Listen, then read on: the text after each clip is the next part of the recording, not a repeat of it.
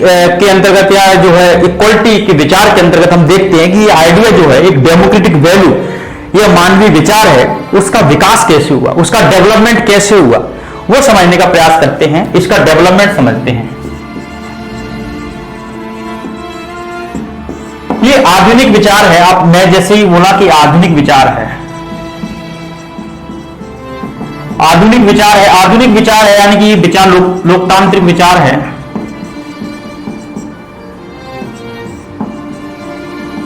यानी कि इसका विकास 16वीं सेंचुरी से लेकर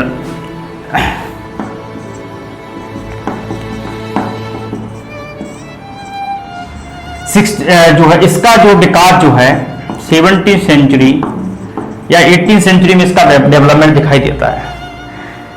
ऐसा नहीं है कि ये जो है 17वीं सेंचुरी में 18वीं सेंचुरी में ये विचार आया था। क्योंकि ये विचार इसलिए पहले भी ये विचार था। प्राकृतिक, जब हम प्राकृतिक अवस्था की बात करते हैं, जहां प्रकार समाज नहीं था, इंसान थे, सब लोग प्राकृतिक रूप से रहते थे, सब लोग शिकार करते थे, उनके पास संपत्ति नहीं थी, परिवार नहीं थी, जानवरों की तरह हम रहते थे एक समाज में, तब समानता थी। जैसी संपत्ति, जैसे रूसो बताते इस बात को, असमानता क्यों आई, समानता का विचार विलुप्त क्यों हो गया और समानता क्यों आई? इसलिए आई क्योंकि रूसो कहते हैं कि प्राकृतिक अवस्था थी, उसमें इंसान समान थे, लेकिन जैसे ही परिवार और संपत्ति की अवधारणा आई तो लोग जो है असमानता में बिलीव करने लगे और असमानता का विचार, असमानता पर आधारित समाज बनने लगा और समानता का विचार विलुप्त हो गया। और वैज्ञानिक आविष्कारों ने इसको और ही यही जो है एक असमानता को और पॉपुलर कर दिया और उसको और विस्तार दे दिया गया। इसके कारण एक तरीके से समाज में असमानता व्यापक हो गई, सामाजिक आर्थिक लेवल पर असमानता हो गई। अब कोई ऊंचा है, कोई नीच है, कोई अमीर है, कोई गरीब है, ये अंतर कैसे आया? संपत्ति की अवधारणा आने से इस प्रकार का ऊंच नीच का भाव या आर्थिक असमानता सामने आई, सामाजिक असमानता सामने आई। क्यों आई? क्योंकि परिवार का कंसेप्ट सामने आया और संपत्ति का कंसेप्ट सामने आया। तो इसलिए जब रूसो ने जब फ्रेंच रिवॉल्यूशन में ये बात कही, फ्रेंच रिवॉल्यूशन के दौरान एक समानता स्वतंत्रता का नारा दिया गया, फ्रेंच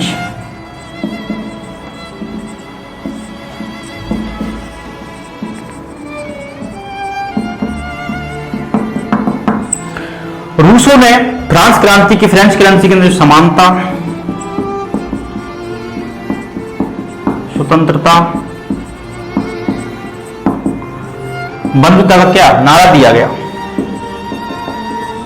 तो फ्रांस के लोगों को वहां पर सामाजिक आर्थिक असमानता थी, यानी कि राजनीतिक असमानता थी, उसके खिलाफ लड़ने के लिए लोगों से कहा कि आपको समानता, स्वतंत्रता, बंधुता के लिए लड़ना है। उन्होंने इसलिए रूसों के विचारों में आप देखिए कि साम्यवाद और लोकतंत्र के विचार, यहां पे उनके विचारों में लोकतंत्र और साम्यवाद के बीज दिखाई देते हैं। अगर रूसों के आप विचार को पढ़ेंगे तो साम्यवाद और लोकतंत्र के विचार दिखाई देते हैं। सॉरी, उनके विचारों में, रूसों के विचारों में लोकतंत्र और साम्यवाद के जो है बीज दिखाई देते हैं। सबसे पहले उन्होंने इस तरीके की बात की गई, समानता, स्वतंत्रता, बंधुता का नारा दिया गया और यहीं से कहीं ना कहीं समानता की एक आधुनिक विचार है। तो यहीं से फ्रांस की क्रांति के दौरान ये नारा दिया गया, पूरे यूरोप में फैला। पूरे यूरोप के साथ साथ जैसे ही ब्रिटिशों के खिलाफ भारतीय सब कॉन्टिनेंट या भारतीय उपमहाद्वीप में, एशिया में, अफ्रीका में, इस तरीके के उसके ब्रिटिश गवर्नमेंट जो है उपनिवेशवाद के खिलाफ एक बड़े स्तर पर एक राष्ट्रवाद जागृत हुआ और एक राष्ट्रीय मूवमेंट देखने को मिले। तो इंडिया में देखने को मिला, बहुत सारी कंट्रीज में देखने को मिला जो उपनिवेश थे, जो औपनिवेशिक शक्ति को गुलाम थे, चाहे वो मध्य एशियाई कंट्री हो, चाहे जो एशियाई कंट्री हो, चाहे वह अफ्रीका कंट्री हो। तो क्यों? क्योंकि वो इस तरह की समानता, स्वतंत्रता, बंधुता में बिलीव करने लगे, इस तरह के विचारों का प्रसार होने लगा। ना केवल यूरोप में, धीरे धीरे ये 19वीं सेंचुरी या 20वीं सेंचुरी में एशिया में ये विचार आया, अफ्रीका में विचार आया, तो फिर वहां के लोग इस तरह के अधिकारों की बात करने लगे। हमको भी ये विचार हमको तो ये विचार 26 जनवरी 1950 को भारतीय संविधान में इंट्रोड्यूस कर दिया गया। और दूसरा, ये फ्रेंच क्रांति के दौरान समान स्वतंत्रता का जो है नारा जो नारा दिया गया, तो यहां से एक आधुनिक विचार के रूप में समानता का विकास होता है। ऐसा नहीं है कि इक्वलिटी का जो विचार है वो यूरोप के अंदर 17वीं सेंचुरी के बीच में आया। इससे पहले भी रोमन जो फिलोसफर थे या ग्रीक फिलोसफर थे, यूनान जो थिंकर्स थे जैसे प्लेटो, अरस्तु, सोक्रेट, इन्होंने भी कहीं ना इक्वलिटी सोसाइटी बनाने की बात की गई। लेकिन अरस्तु तो एक तरीके से समानता की बात करता है, जैसे दासों को वो समान अधिकार देने की बात नहीं करता, उनको नागरिक नहीं मानता, तो दास प्रथा को वो कहीं ना जस्टिफाई बताता है। तो लेकिन रूसों के विचारों में डिस्ट्रीब्यूटिव जस्टिस देखने को मिलेगा।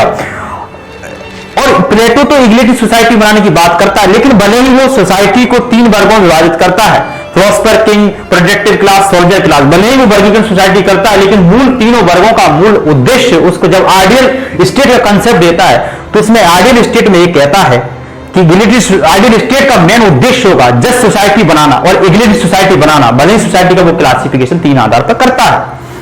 तो ऐसा नहीं है कि अभी ही ये विचार 16वीं सेंचुरी में ही डेवलप हुआ, यूरोप में पहले भी था।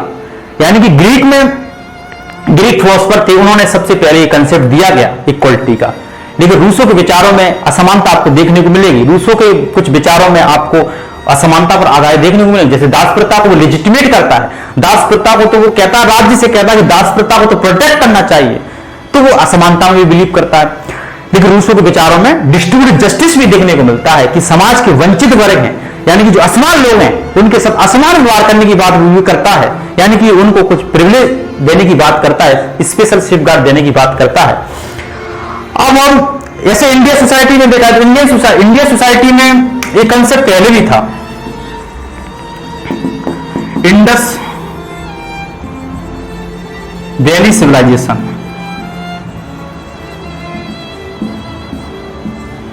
सिंधु घाटी सभ्यता